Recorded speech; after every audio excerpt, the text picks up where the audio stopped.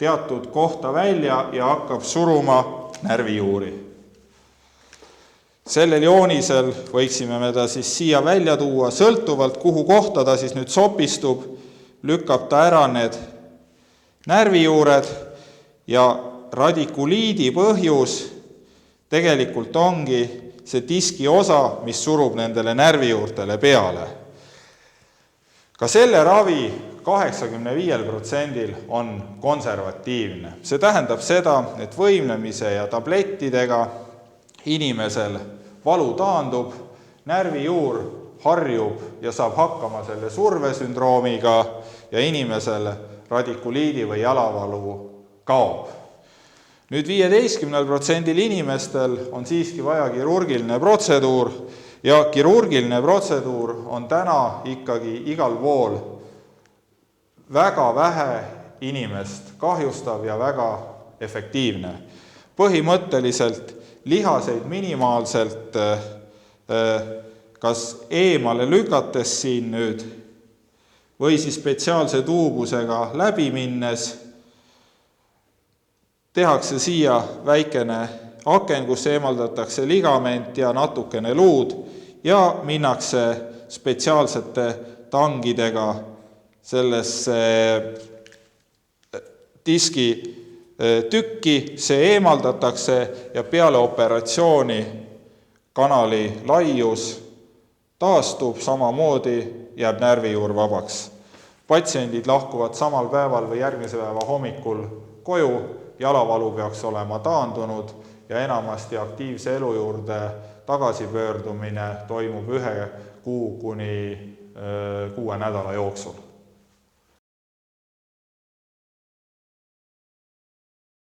Spondülodisiit ehk lülikehade ja lülivaheketaste põletik on haigus, mille puhul tihti haigustekitaja kandumine lülisambasse ei olegi teada, kuidas see on tekkinud või kus kohas see põletik satub.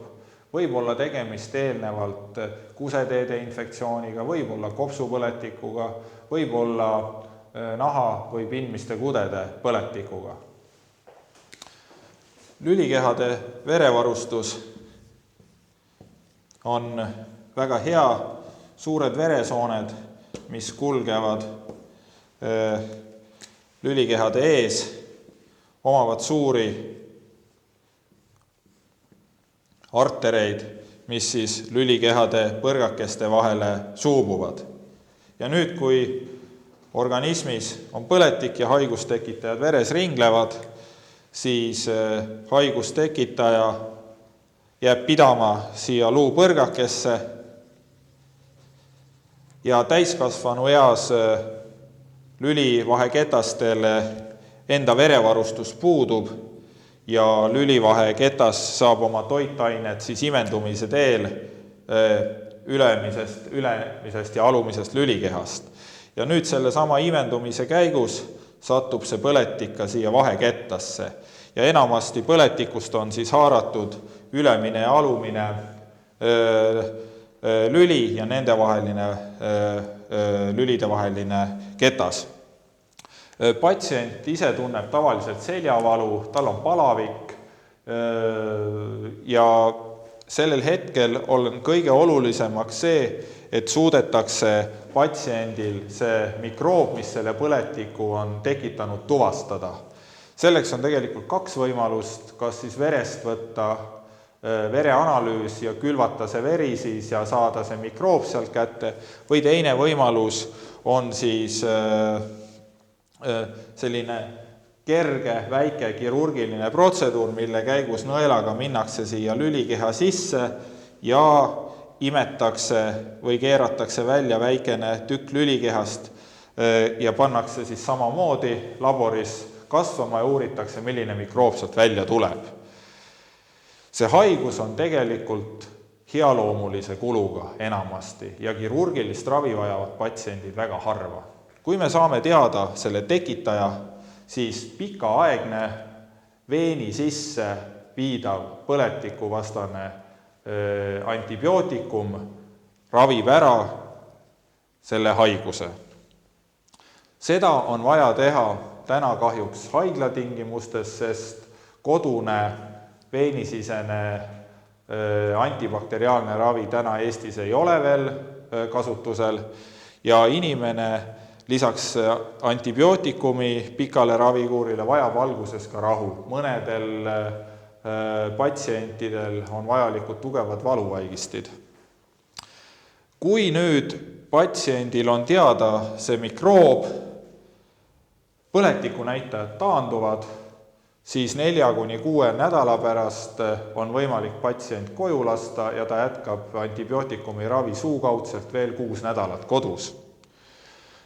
Kahjuks mõningatel juhtudel, kui patsiendi organism on nõrgestatud või haigustekitaja leidmine on väga keerukas ja pole saadud täpset antibiootikumi, mis haigust kontrolli alla saaks, või muudel asjaoludel on põletik väga kaugele läinud, et on lagunenud lülikehad, on tekkinud suur kõverus inimesele või see põletikuline mass murdub nüüd seljaaju juurde ja surub seljaaju ja närvijuuri või murdub siis ümbritsevatesse kõhuõõne ja retroperitonaalruumi organite juurde. See tähendab seda, et patsiendil kontrollimatu infektsiooni tulemusel tekib septiline šokk ehk patsiendil põletik ja infektsioon on üle organismi laiali.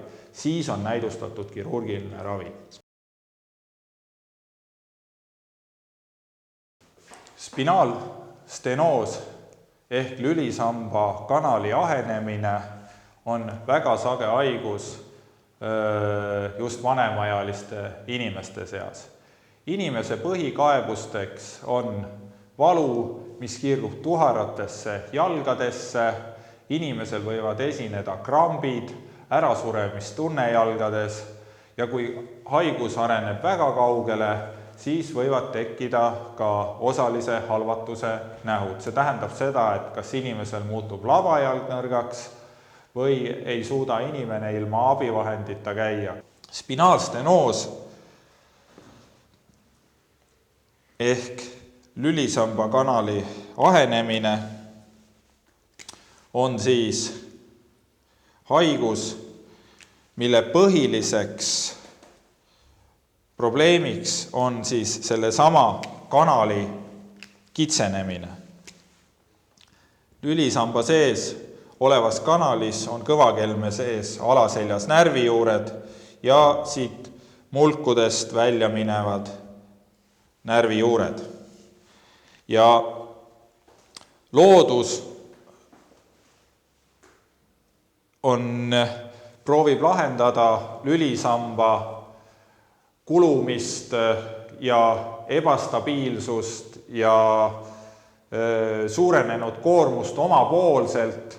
Ta proovib kasvatada liigeseid, kulumise käigus kahjuks tekivad need vohandid ka kanali sisse ja teiste sõnadega seesama kanal, mis ennem on ringikululine lai ja ulatub mõnel inimesel 2 sentimeetrini, kanal surub siit kahelt poolt sisse ja olemasolevad närvijuured, mis siin kanalis on kõik survestatud ja normaalne verevarustus, seljaaju vedeliku ringe on häiritud ja need annavadki patsiendile kaebused. Enamasti sellist kaugele arenenud spinaalstenoosi on vähe. Enamus patsientidel on see haigus ravitav jälle ilma kirurgilise vahele segamiseta, aitavad valuvaigistid, põletikuvastased rohud, taastusravi ja nõustamine. Nüüd, kui inimesel konservatiivne ravi ei ole efekti toonud, siis täna meie haiglas kasutatakse selliste haigete raviks suhteliselt vähe kudesid kahjustavat tehnikat. Me põhimõtteliselt puurime välja ainult selle kitsa koha siin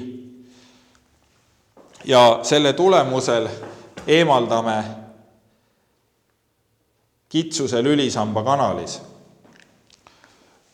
Aastaid on kasutusel olnud selline tehnika, mida nimetatakse laminektomiaks. See tähendab seda, et terve kanali ulatuses eemaldatakse luuplaat tagant koos ka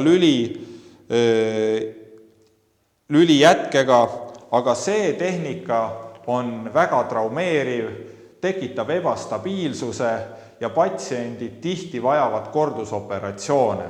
Tänapäeval on lülisamba kirurgia jõudnud nii kaugele, et niinimetatud pärlikee fenomen, mis tihti stenoosihaigetel on, see termin tuleb nimelt sellest, et kui me patsiendi uuringu vastuse saame, siis see kitsenemiskohad ei ole mitte kunagi täielikud, vaid ainult just niinimetatud liigeste, lülide vaheliste liigeste ja sidemete kohal.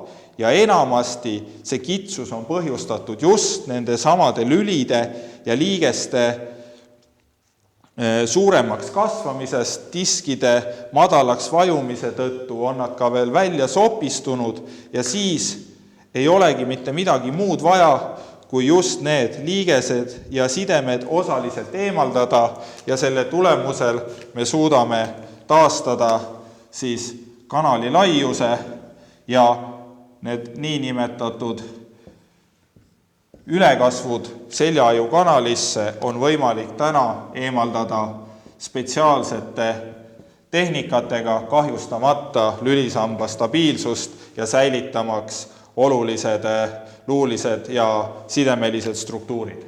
Patsiendid lahkuvad tavaliselt koju 2.–3. päeval ja saavad hakkama ise oma igapäevaste toimingutega.